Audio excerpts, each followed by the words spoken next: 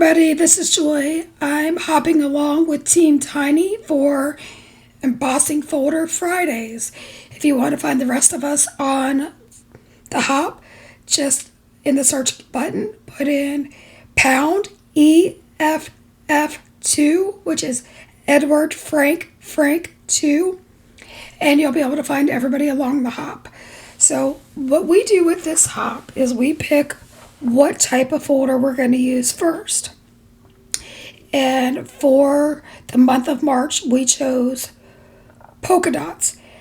Evidently, I have 5 different folders. And I'll just warn you now, I didn't use all 5 because I didn't want this to be, a hour-long video.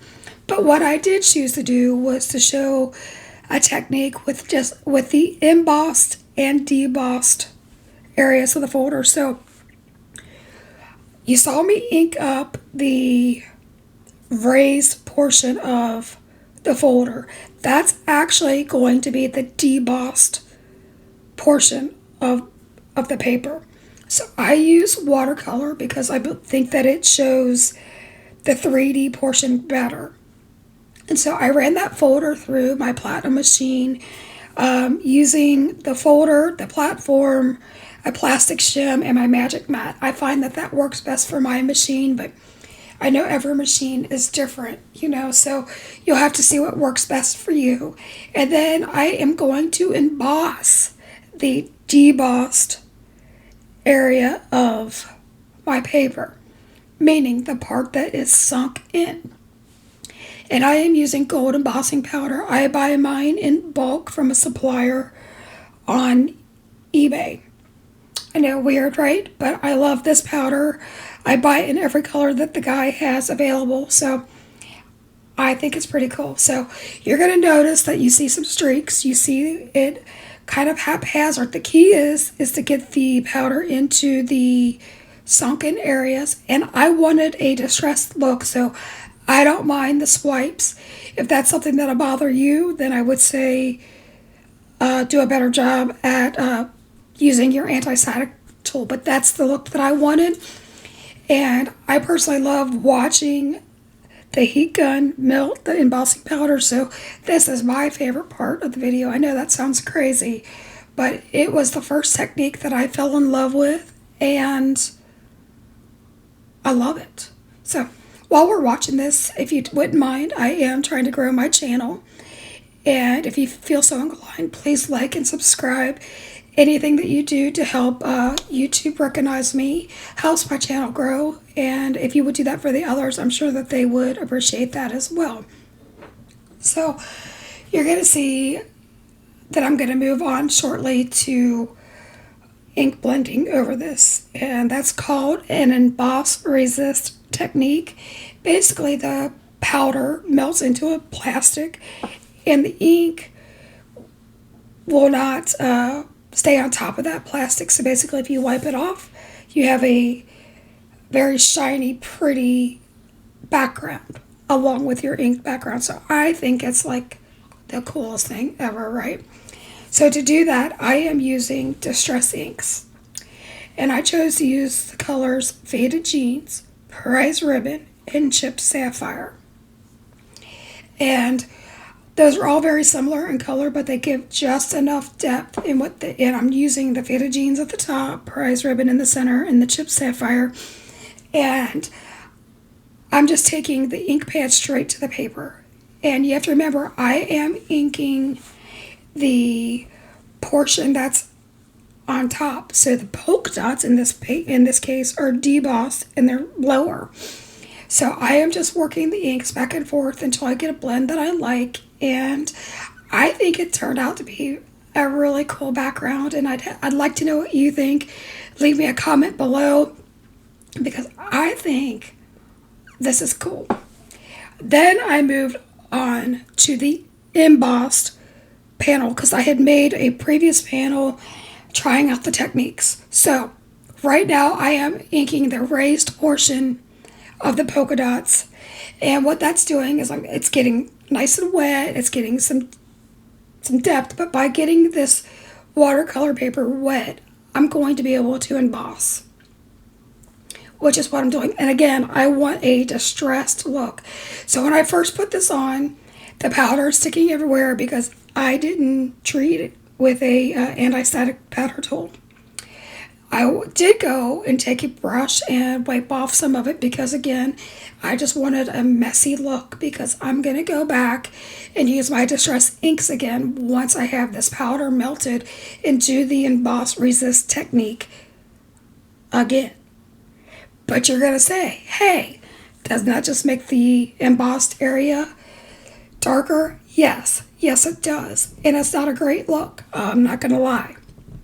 So in my head, I'm going, what can I do to save this? I decided, since I was using watercolor paper and Distress ink, which are water reactive, that I was going to bring in my Distress sprayer and spray the heck out of it. So in between each layer, I dry it with the heat gun. I use the Tim Holtz heat gun because it doesn't melt the embossing powder as quickly, so I was able to dry the panel without melting the powder. And I just keep applying the inks until I like the blend, and I spray and I dry and I go back and forth, and you're going to see that this is a completely different look than my first panel, right? I think it's kind of neat that you can get a 2-for-1 with this, just depending on how you apply the powders and what side of the paper you use.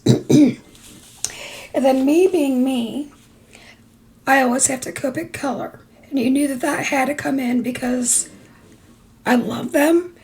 I invested in them. I've taken classes for them. And I just love them. So anyway, I am using the digital stamp set called Always in Style by Joy Clair Designs. I printed that out on my laser printer to fit about a 3 3/4 by 5-inch panel, which just basically means once I fussy cut the flower out, it'll take up the majority of my panel. So typically when I color flowers, because I'm heavy-handed, I always use the darkest Copic color. And I start at the folds of the flowers where the shadows would be. So in this case, it's YR09. And I kind of put them everywhere. And then from there, I blend that with YR07, which is my next tone. And then I move in to the yellows. And I flick in Y19, Y15, and Y11. And this is going to sound funny, but when you Copic color, you flick a lot. Some people flick forward, some people flick back or towards themselves. I flick away or flick forward. So you're going to see that I twist my paper around because I work on one petal at a time. If I attack a flower and just do it all at one time, like every flower or every petal each time, then I get confused where the shadow should be, where the lightest color should be. And the other thing I do is I leave a lot of white space. I leave the white space again because I am heavy-handed. So, and I'm finding that if I don't go in with my lightest color and color my entire petal, then I have white space. And in nature, you obviously have flowers that are bending back and forth. They're catching the light. And so you're finding a lot of light, and light is shown in white when it's on paper. And then I do just the opposite with my leaves. I go in with my lightest color and color the whole thing. And then I take my YG67, which is my darkest color, and I go through the veining. And then I flick in some texture along the edges of the leaves. I repeat that process with the YG17, and I blend out the YG67 to get the texture. And then from there, I go back with my YG03, and I blend it out. Now, if I wanted more texture, I could go back in with my YG67 again and put in those deep ridges, but that really wasn't the look I was going for. This card was more about the background and about the polka dots and about the embossing, the debossing. So that's what I did here. So I made 2 cards, obviously. So I'm using 2 different sentiments. The first one is from the Always in Style stamp set from Joy Clair. And I printed that onto vellum using my laser printer onto about a 1 inch or 1 1/4 inch strip, and then wrapped that around, glued it, and I applied it to a brushed gold cardstock panel, and then I glued that down to a navy blue A2 card base. And I love the contrast of the blues and the golds. I just think that they're gorgeous. And then I brought in my flower that already fuzzy cut. I love the magic of editing, right? And I just glued that down with my Barely Art glue behind the sentiment strip. Then I come in with my my emboss, so you'll see that the polka dots are darker. I did the exact same process, except for I used a stamp pendus sentiment from a retired stamp set. If I can find one similar, I'll link it below. And I applied the same flower.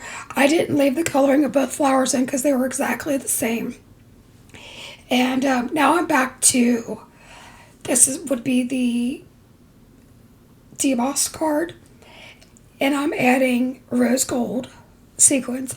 I'll be honest with you, I think the sequins got lost in the polka dots and they weren't necessary, but I can't ever just stop. So I had to add sequins because that's what I do. So I just dot down some Barely Art glue, throw down my sequins, and I'll be honest with you, it's kind of painful watching me do it, right? But I had to do it, you know. So anyway, I do the same exact thing with the other card that has the debossed areas, and I call the cards done. So if you like this, please like and subscribe. Be sure to catch the other videos from the other team members from Team Tiny by entering pound EFF2 in the search bar. You will be able to find Team Tiny's Embossing Folder Fridays the second Friday of every month if you want to join us. And I am sure that we would love all of the encouragement and comments possible. And I can't thank you enough. And again, I am trying to grow my channel. If you would like and subscribe, I would appreciate it. Have a good one. I'll see you next time.